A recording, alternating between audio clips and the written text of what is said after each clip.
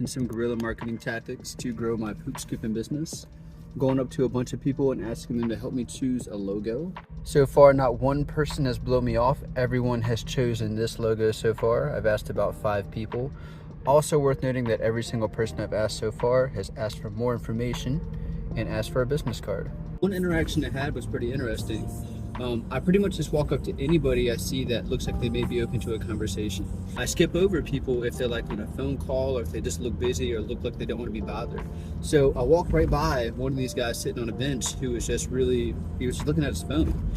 And when I came back by, I didn't acknowledge him. So he actually stopped me and said, "Hey, I see you going up and asking people some questions. What do you got going on? I'm interested." And I just told him what I got going on. I'm trying to help get a logo picked for my business. And he asked why I didn't ask him. I said, well, I saw that you were busy. I wanted to respect your time and your privacy, and just moved on. And he signed up.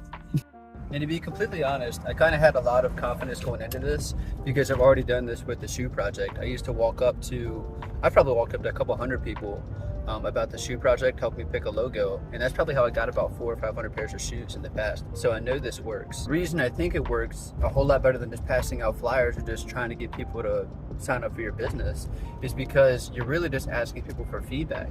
Rather than approaching people and say, hey, I have a poop scooping business, do you know anybody that wants to use my service? I say, hey, help me pick a logo for my business, and then they start asking all the questions. They want to know more about it, and it gives me an opportunity to talk about it without having to be pushy with the sale.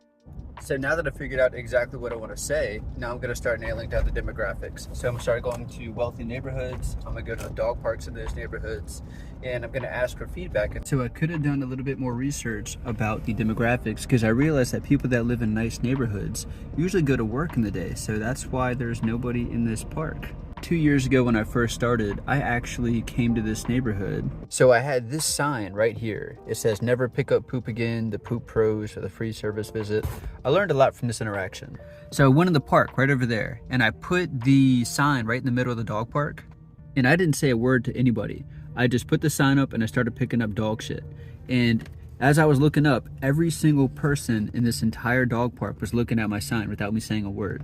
I even thought it was funny because all the dogs would follow me around, and the owners would literally have to go over there and pull the dogs away from me, and they would just apologize. And I would say, no worries, I'm just picking up dog poop, no problem. And what I realized is no one actually scanned this QR code, which I thought was fascinating. But when I got back to my truck, even though nobody scanned the QR code, an overwhelming amount of them, let's say there was 8 people in the park, 6 people went to the website, which is a pretty good ratio. They would sign up for my service and not even just walk over and scan the QR code to get a free visit. So I would be in my truck with the people that signed up that are in this park, well, wrong way. And I would text them immediately and say, hey, we're actually in your neighborhood right now. Would you like us to go ahead and service your yard? And they would literally look over their shoulder and look at me directly in my truck and just stop texting me and just walk over and say, hey, you really pick up dog poop? How does it work?